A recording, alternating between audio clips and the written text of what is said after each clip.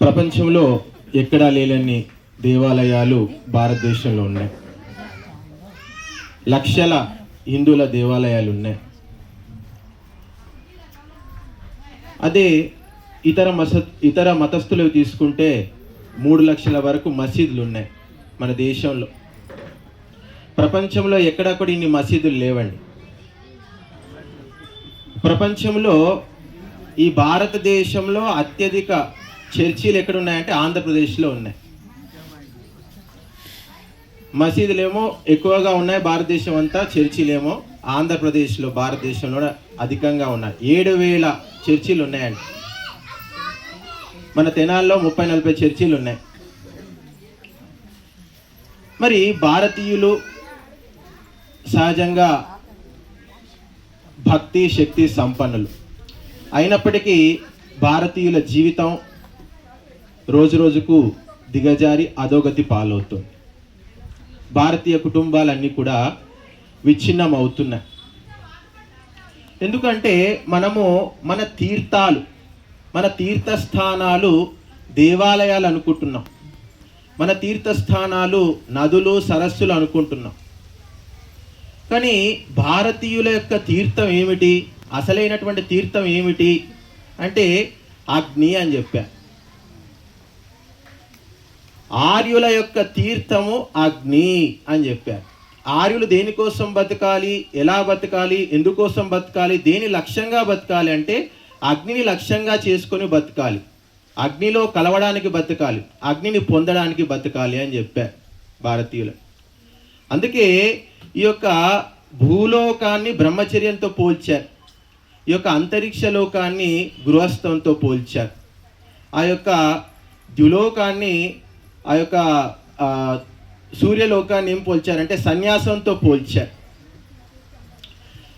ఈ యొక్క ద్యులోకము నుంచి మనిషి ఆదిత్య లోకానికి చేరాలి, స్వరలోకానికి చేరాలి. అంటే అంతిమంగా అగ్నిని పొందాలి, సన్యాసిగా మారాలి. అందుకే సన్యాసిని అగ్నితో పోల్చారు. అందుకే సన్యాసి యొక్క వస్త్రాలు ఆ యొక్క అగ్ని రంగులో ఉంటాయి. ఎవరైతే ఏ వ్యక్తి అయితే ఈ ఆశ్రమాల గుండా పయనించి వేద శాస్త్రాలు చెప్పినటువంటి సత్కర్మలు చేసి అగ్నిలా మారుతాడో అతడు సన్యాసి అవుతాడు, అంతిమంగా అగ్నితత్వాన్ని పొందుతాడు. ఆ అగ్నితత్వాన్ని పొందినటువంటి వ్యక్తి మాత్రమే భగవంతుణ్ణి పొందగలుగుతాడు. ఎప్పటి వరకైతే ఆ యొక్క అగ్నిని తన హృదయంలో ఆధారం చేసుకోడో అప్పటి వరకు అతనికి ఆ యొక్క మృత్యు భయం అనేటువంటిది పోదు. నిరంతరము జన్మ మరణ చక్రాల్లో తిరుగుతూనే ఉంటాడు. ఒకప్పుడు దేవతలు అసురులు అని వాళ్ళు ఉండేవాళ్ళు, ఇద్దరు ఉండేవాళ్ళు.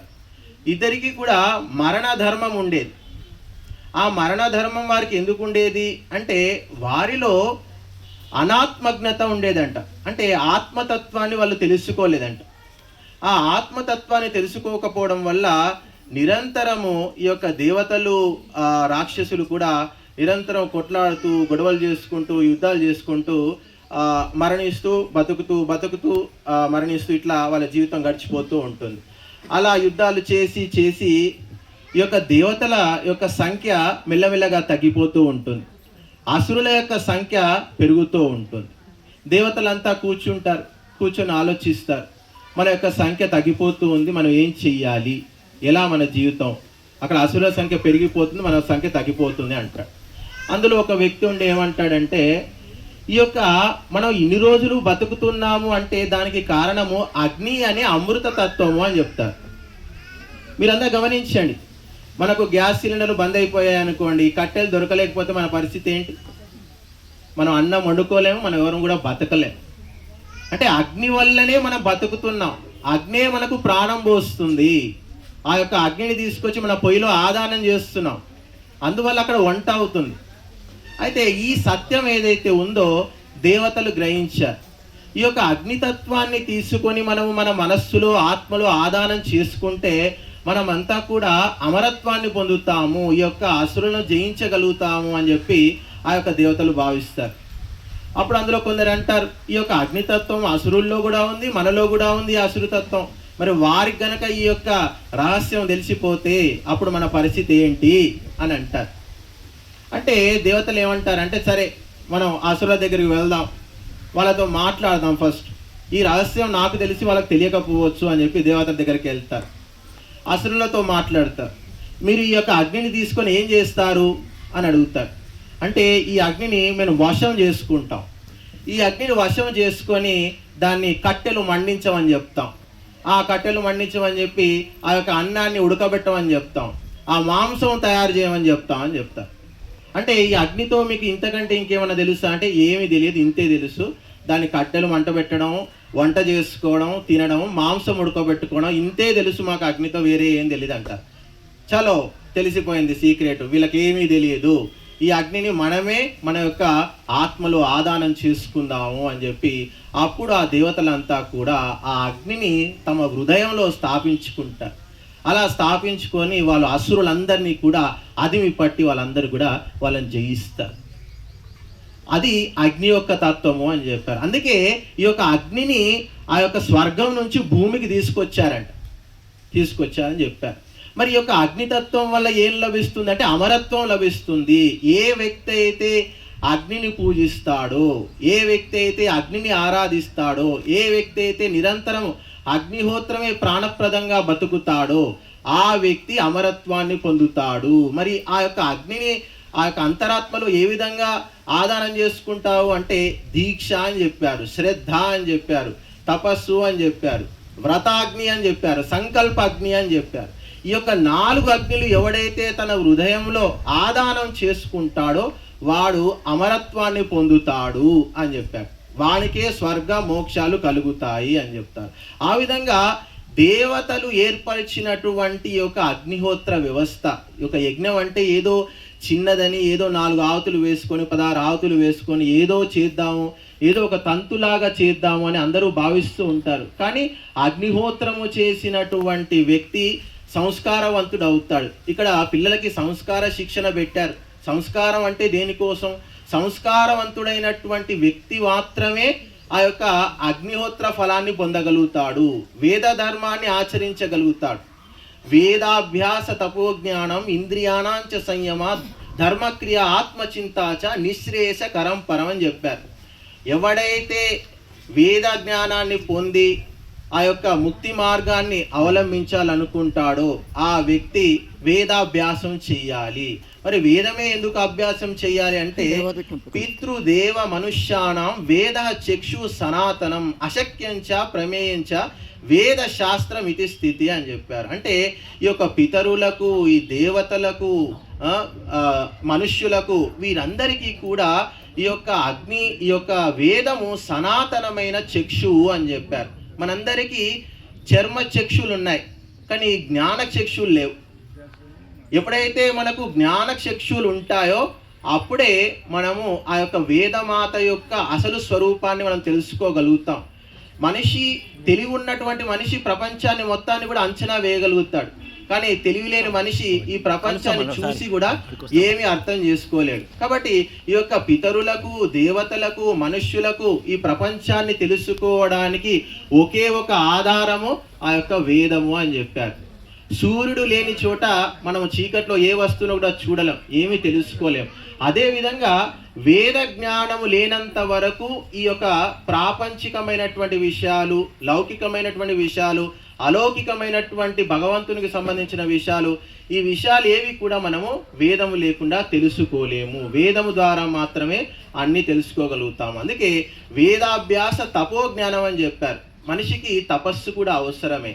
ఈ యొక్క అమృతతత్వాన్ని పొందాలి, అగ్నితత్వాన్ని మనం పొందాలి. అలా పొందాలంటే ప్రతి మనిషి కూడా తపస్సును ఆచరించాలి. అందుకే ఇక్కడ 15 రోజుల పాటు పిల్లలకి ఉదయాన్నే లేవడము, అందరికీ ఆసనాలు వేయడము, అగ్నిహోత్రం చేయడము, ఓర్పు, నేర్పు, క్రమశిక్షణ, ఇదన్నీ కూడా నేర్పాం.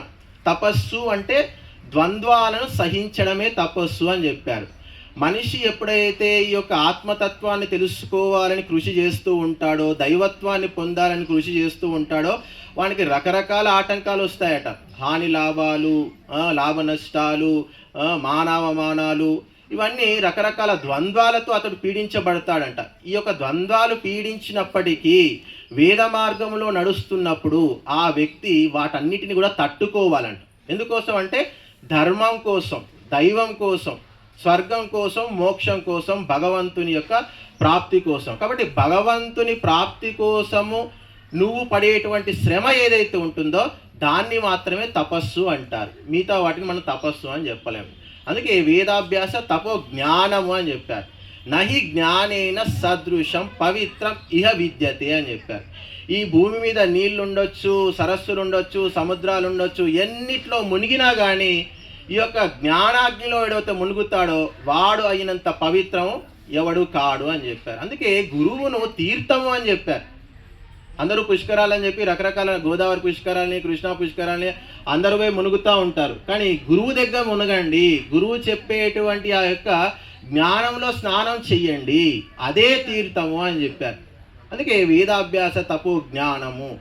మహర్షి దయానందుడు ఏమంటాడంటే, ఈ భూమి మీద ఉన్నటువంటి సమస్త వస్తువులన్నీ వాటి వల్ల కలిగేటువంటి సుఖం ఏదైతే ఉందో అది జ్ఞానంలో 1000వ వంతు కూడా సమానం కాదు అని చెప్తాడు. కాబట్టి జ్ఞానానికి అంత గొప్ప మహిమ అనేటువంటిది ఉంది. అందుకే ఆ జ్ఞానాన్ని సన్యాసులు తమ ఆస్తిగా స్వీకరిస్తారంట, ఆస్తిగా హృదయంలో ధరిస్తారంట. సన్యాసి దగ్గర ఏముంటుంది? జ్ఞానం ఉంటుంది. ఆ సన్యాసి జ్ఞానాన్ని తీసుకెళ్ళి ఊరూరా పంచుతాడు. అలా పంచినప్పుడు ప్రతి ఒక్కడు మిత్రుడు అయిపోతాడు, ప్రతి ఒక్కడు తన బంధువు అయిపోతాడు. అలాంటి వ్యక్తికి ఆస్తితో పనే ఉంది? ప్రపంచంలో వ్యక్తులంతా కూడా జ్ఞానం ద్వారానే డబ్బు సంపాదిస్తారు. కాబట్టి సన్యాసికి జ్ఞానం ఇచ్చాడు, ఎందుకంటే త్యాగం చేశాడు కాబట్టి అతనికి వేద జ్ఞానాన్ని భగవంతుడు ప్రసాదించాడు. కాబట్టి మనం అందరం కూడా ఈ యొక్క వేద రూపమైనటువంటి త్యాగమయమైనటువంటి జీవితాన్ని మనం గడపాలి.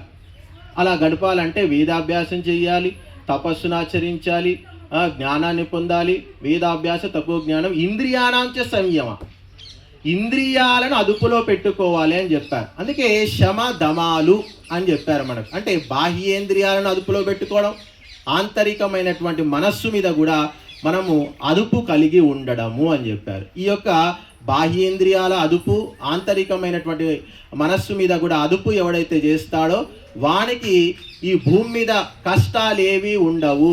మనస్సును వశము చేసుకున్నటువంటి వ్యక్తి ఈ భూమండలం మీద సాధించలేనటువంటిది ఏదీ లేదు. ప్రవచనాలు చెప్పడం చాలా సులభం, వేదాలు నేర్వడం చాలా సులభము, కంఠస్థం చేయడం చాలా సులభం. కానీ మనుషులని రాగద్వేషాలు ఉన్నాయి చూసారా, ఆ రాగద్వేషాలను నియంత్రించుకోవడం, వాటిని అధిగమించడం ఏదైతే ఉందో అది చాలా భయంకరమైనటువంటి కష్టం అని చెప్పారు.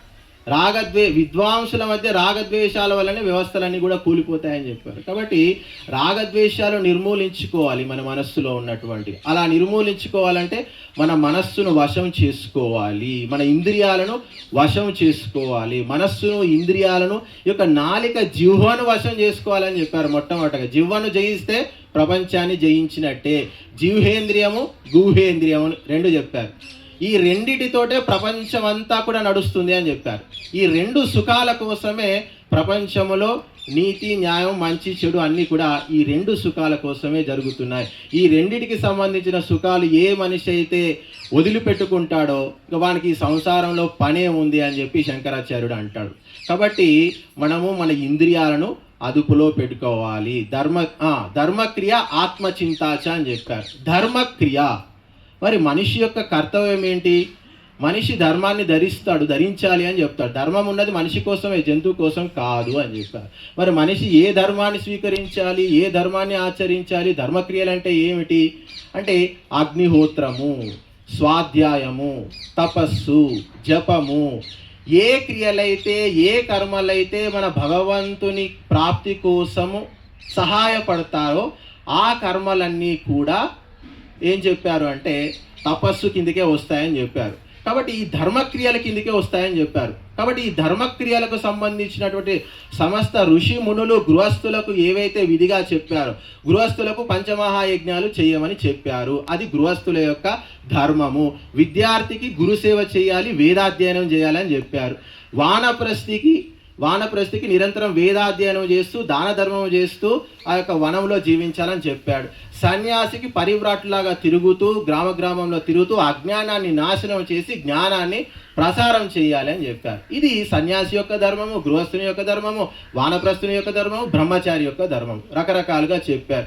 అందుకే ఈ యొక్క ప్రతి వ్యక్తి గొప్ప గొప్ప వేదశాస్త్రాలు చదవకపోయినా ఏ మనిషి తన కర్తవ్యాన్ని నిర్వర్తిస్తాడో ఆ మనిషి అత్యంత ఆనందంగా, ప్రశాంతంగా, శాంతిగా ఉంటాడండి.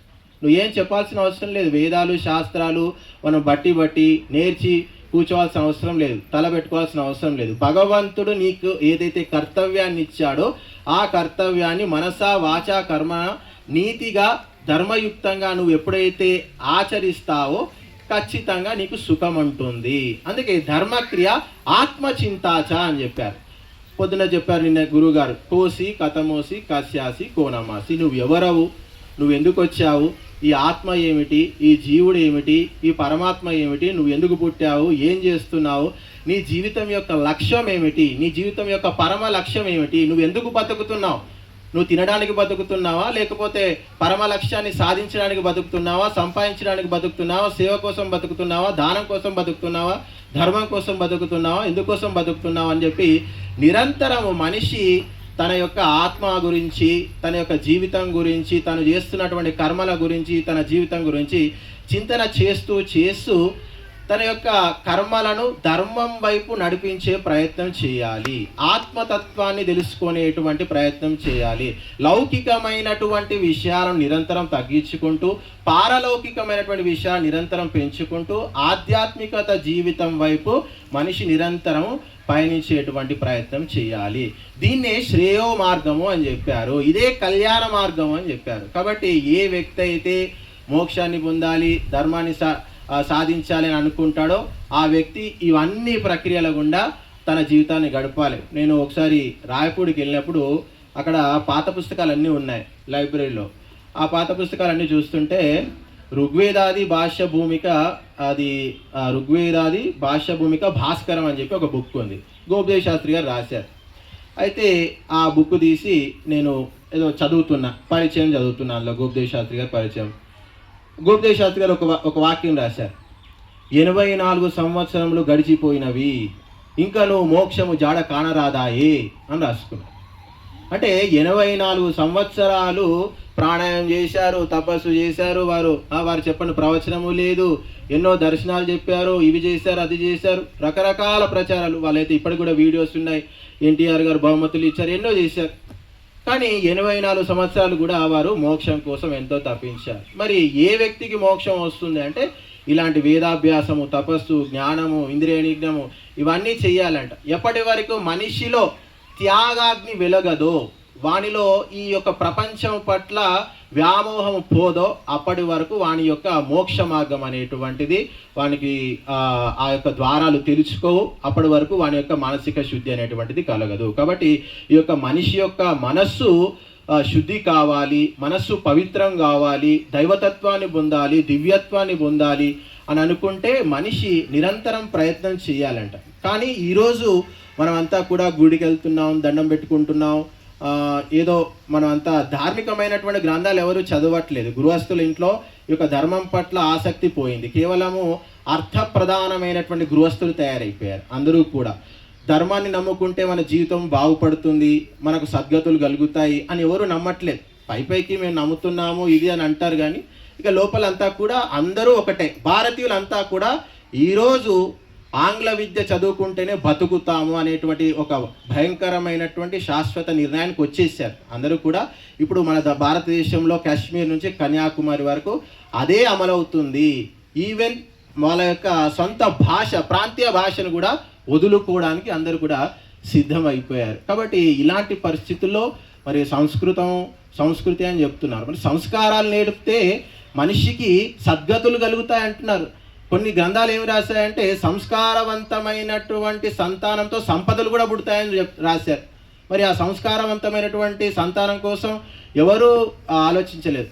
సంస్కారవాన్ మనుష్య సమాజస్య భూషణం అని చెప్పారు. ఈ సమాజానికి భూషణము, ఆభరణము ఎవడైనా ఉన్నాడు అంటే అది కేవలం సంస్కరించినటువంటి మానవుడు మాత్రమే అని మనకు శాస్త్రాలు చెబుతున్నాయి. కానీ ఈరోజు మొత్తం గృహస్థుల ఇంట్లో నుంచి అంతా భోగ సంతానం అనేటువంటిది ఉత్పన్నం అవుతుంది. కాబట్టి క్రైస్తవులకు 13 కోట్ల ఎకరాల భూమి మన దేశంలో ఉంది. తెలుసా మీ అందరు? 13 కోట్ల ఎకరాల భూమి, 13 కోట్ల చిల్లర భూమి, ఎకరాల భూమి ఉంది. మీరు లెక్కలు ఉన్నాయి చూసుకోండి ఇంటర్నెట్లో. ఒక ఎకరం ఆశ్రమం, ఇది 1 ఎకరం ఆశ్రమం కొట్టుకుంటున్నాం ఇందులోనే ఎకరం మొత్తం ఓన్లీ ఇన్ఫ్రాస్ట్రక్చరే ఉంది. మళ్ళీ కదలడానికి ఎక్కడ ఏం లేదు. మనం ఇరుకిరుకు కూర్చోవాలి, ఇల్లంతా ఇది అన్నట్టు ఉంటుంది. చూడండి వాళ్ళు ఎట్లా చేస్తున్నారు. హిందువులకు ఎంతసేపు ఇల్లు కట్టుకున్నామా, మా కొడుకు బాగున్నాడా, నా బిడ్డ బాగున్నదా, ఇంతే, అంతకుమించి వేరే ఏమీ ఆలోచించట్లేదు. కానీ వాళ్ళు మాత్రం ప్రపంచాన్ని జయించాలి, ప్రపంచం మీద యేసుక్రీస్తు రాజ్యాన్ని తీసుకురావాలి అని చెప్పి క్రైస్తవులు పనిచేస్తున్నారు. ప్రపంచం మీద ఇస్లాం రాజ్యాన్ని తీసుకురావాలి. 3 లక్షల మసీదులు ఉన్నాయి వాళ్ళకు, 3 లక్షల మసీదులు ఉన్నాయి. ఆ యొక్క మదరసాలు బోలెడు ఉన్నాయి. ఆ మదరసాలలో, ఆ మసీదుల్లో మౌల్వీలదే నడుస్తుందండి. మదరసాలు ఆ యొక్క ఏమున్నాయి మసీదులు ఉన్నాయో అందులో మౌల్వీలు ఏది చెప్తారో అదే నడుస్తుంది. ఆ నిధులన్నీ కూడా వాళ్ళ చేతుల్లో ఉంటాయి. తిరుపతి నిధులు గవర్నమెంట్ చేతుల్లో ఉంటాయి. సాయిబాబా నిధులు కూడా మహారాష్ట్ర గవర్నమెంట్ చేతిలో ఉంటాయి. సిక్కులది వాళ్ళ సగం ఉంటుంది, గవర్నమెంట్ సగం ఉంటుంది. కాబట్టి హిందువుల ధార్మిక క్షేత్రాలన్నీ కూడా ఇటు ప్రభుత్వము, ఇటు ఆ యొక్క మతాలకు సంబంధించినటువంటి వ్యక్తుల వీళ్ళ చేతుల్లోనే ఉంది. దానివల్ల ఏం జరుగుతుందంటే హిందువులు చేసేటువంటి దానము, ధర్మం ఇవంతా కూడా ప్రభుత్వమే వాడేసుకుంటుంది. మన యొక్క ధర్మం పెరగట్లేదు. ఈరోజు మన పిల్లలంతా కూడా చదువుకొని విదేశాలకు వెళ్ళిపోతున్నారు. అందరూ అక్కడ విదేశాల్లో సెటిల్ అయిపోతున్నారు. ఎందుకంటే మన ధర్మం యొక్క ఔన్నత్యం చెప్పేవాళ్ళు ఎవరూ లేరు, తెలిసిన ఆచరించే వాళ్ళు ఎవరూ లేరు. ఒక్క అగ్నిహోత్రం గనక మీరు పూర్తిగా తెలుసుకొని దాన్ని గనక ప్రాణం పెట్టి ఆచరిస్తే మీరు ప్రపంచంలో ఏ జాబు చేసుకోనక్కర్లేదు. నేనైతే ఘంటాపదంగా చెప్పగలను ఈ విషయం. మన జీవితాన్ని మొత్తం మార్చేస్తుంది. మన పిల్లలందరినీ, అమెరికా, యూరోప్లో ఉన్న పిల్లలందరినీ కూడా తెచ్చుకొని మన ఇంట్లో పెట్టుకోవచ్చు. ధర్మము నేర్పలేదు కాబట్టి మన సంతానం మనకు కాకుండా పోయింది. మన దైవాన్ని మనం ఆరాధించలేదు కాబట్టి, మన దైవాన్ని మనం వదులుకున్నాం కాబట్టి మన సంతానం అంతా కూడా మనం వదులుకొని పోయింది. ఈ సత్యము మన భారతీయులు ఎవరు కూడా గ్రహించట్లేదు. అజ్ఞానము, అవివేకము, మూర్ఖత్వముతో వాళ్ళు నిరంతరం కూడా వీళ్ళు చెప్పిన మాటలు, చిన్ని చిన్ని చిట్కాలు, తాయతులు, తంత్రాలు, వీటి బారిన పడి వాళ్ళ జీవితాలన్నీ కూడా సర్వనాశనం చేసుకున్నారు. కాబట్టి ఈ యొక్క వైదిక సిద్ధాంతం ఏదైతే ఉందో, ప్రపంచాన్ని శాసించేటువంటి సిద్ధాంతం మన యొక్క వేద సిద్ధాంతం అని చెప్పారు. కాబట్టి ఆర్యుల యొక్క కర్తవ్యము వ్రతాలను విస్తరించడం అని చెప్పారు. ఆర్యులు అంటే ఏదో ఒంటి కోసం ఆలోచించే వాళ్ళు కాదు. వ్రతాలు అంటే వేద సిద్ధాంతాన్ని విశ్వవ్యాప్తం చేయడమే ఆర్యుల యొక్క ఉద్దేశము. తన యొక్క సంతానం కోసం, తన పరివారం కోసం, వ్యక్తిగతమైనటువంటి విషయాల కోసం ఆలోచించేవాడు ఎప్పుడు కూడా ఆర్యుడు కాదు అని చెప్పారు. కాబట్టి మనం అంతా కూడా ఆర్యులము, ఆర్య సిద్ధాంతాన్ని తెలుసుకున్నాం, ఆచరిస్తున్నాం. కాబట్టి సగం జ్ఞానము చాలా డేంజర్ అని చెప్పారు. తెలుసుకుంటే పూర్తిగా తెలుసుకో, వదిలేస్తే పూర్తిగా వదిలే. నువ్వు పక్కా క్రిస్టియన్గా, పక్కా ముసల్మానుగా, ముస్లిం అంటే ఏదో తెలుస్తుంది. ముస్లిం మతం అంటే ఏంటి, దానివల్ల వచ్చే లాభం ఏంటి అంటే నువ్వు పక్కా ఒక ముస్లిం వ్యక్తి అయితే తెలిసిపోతుంది. నువ్వు పక్కా ఒక క్రిస్టియన్ కావాలంటే, ఒక క్రిస్టియన్ అంటే ఏమిటి, పక్కా క్రిస్టియన్ అయిపో, అక్కడ బైబిల్ చదువుకో, ఒక 5-10 ఏళ్ళు అందులో తిరుగు, దానివల్ల వచ్చే లాభం ఏంటి, అది దానిలో వాస్తవం ఏంటో తెలిసిపోతుంది. ఆర్యత్వం అంటే ఏమిటో అంటే అగ్నిహోత్రం చేసి తెలుసుకో. ఒక 5 సంవత్సరాలు నీ యొక్క సంపదలో ఒక 10%, 5% బూడిద చేసే, మొత్తం బూడిద కావాలి. ఆ బూడిద వల్ల నీ ఇంట్లో ఉన్నటువంటి సమస్త దోషాలన్నీ కూడా సర్వనాశనం అయిపోతాయి. నీ ఇంట్లో అంతా కూడా ధార్మికులే పుడతారు. దైవీ శక్తులతో కూడినటువంటి సంతానం మన ఇంట్లో కలుగుతుంది. ఇక వాడు నువ్వు వద్దన్నా కానీ నీ కాలు పట్టుకొని నీకు సేవ చేస్తాడు, నువ్వు ఎంత కాదన్నా కానీ. అలాంటి వ్యక్తులు కూడా ఉన్నారు. కాబట్టి ఈరోజు అలాంటి మనం పిల్లలకు సంస్కారం అనేటువంటిది నేర్పలేదు.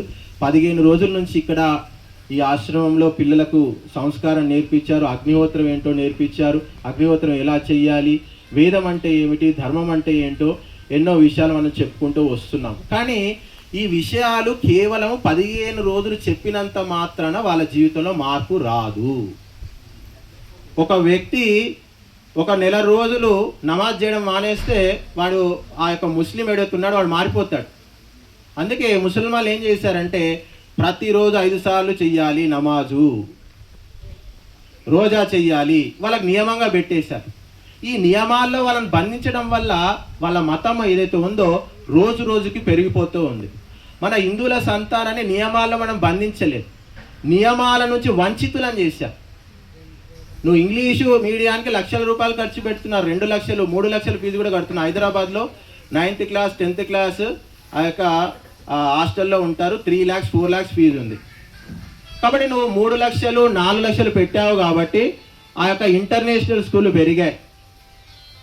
అందరూ తాగుతున్నారు తింటున్నారు కాబట్టి ఆ రెస్టారెంట్లు పెరిగాయి. అందరూ ఇంగ్లీష్ వైద్యం చేసుకుంటున్నారు కాబట్టి ఆ యొక్క ఇంగ్లీష్ హాస్పిటల్ పెరిగాయి. కాబట్టి నీ అర్థాన్ని దేనికైతే ఖర్చు పెడతావో అదే పెరుగుతుంది. సుఖస్య మూలం ధర్మం, ధర్మస్య మూలం అర్థం అని చెప్పారు. కాబట్టి మన డబ్బును మనం ఏ సిద్ధాంతాన్ని అయితే నమ్మామో, ఏ సిద్ధాంతం గురించి తెలుసుకున్నామో అందులో పెట్టుబడి పెట్టాలి, దానికి సంబంధించి ఖర్చు పెట్టాలి. ఆ సంస్కారాలను పిల్లలకు ఇచ్చే ప్రయత్నం చేయాలి. అలా చేసినప్పుడే ఆ మార్పు అనేటువంటి దాని ప్రభావం ఏంటో అనేది మనకు తెలుస్తుంది. నువ్వు చేయనంత వరకు, అగ్నిహోత్రం చేయనంత వరకు అగ్నిహోత్రం యొక్క ప్రభావం మీకు ఎవరికీ తెలియదు. మీ ఇంట్లో ఏ విధమైనటువంటి మార్పు రాదు. చిన్నప్పుడున్న చేసుకుందంతా కూడా ఏదో ఒక రోజు మొత్తం అది మార్చేసి మూలకు పెట్టేస్తారు. ఆ అగ్నిహోత్రం అంతా కూడా మూలకు పడిపోతుంది. కాబట్టి ఋషులు చెప్పినటువంటి మాటకు తిరుగు లేదు, రాముని బాణానికి ఎదురు లేదు అని చెప్పారు. కాబట్టి ఆ ఋషుల మాటలను శాసనంగా భావించి మీ పిల్లలందరికీ కూడా వైదిక సంస్కారాలు ఇవ్వండి. సంస్కారాలు ఇవ్వడము తల్లిదండ్రుల బాధ్యత. నిలబెట్టుకోకపోవడం వాడి కర్మ. వాడు ఇస్తే ఏమనుకుంటాడో ఏం చేస్తాడో అనేది వేరే విషయం. కానీ సంస్కారం చేయవలసినటువంటి బాధ్యత మాత్రం మనందరికీ ఉంది. కాబట్టి ఇలాంటి సంస్కారాలు ఇచ్చేటువంటి శిబిరాల్లో పిల్లల్ని చేర్చండి, వారిని ప్రోత్సహించండి.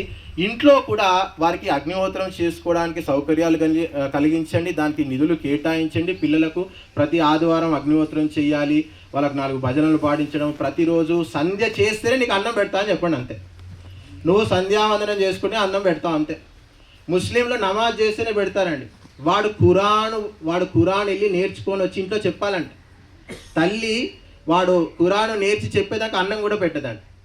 ఒక 2 వేస్తారంట ఇక మీది నుంచి అని చెప్పారు. కాబట్టి మనము ధర్మం పట్ల మన పిల్లల్ని ఇంత జాగరూకతతో ఎప్పుడైతే పెంచుతామో వాడు ఖచ్చితంగా కుక్కున పేను పడినట్టు మీ ఇంట్లో పడి ఉంటాడు.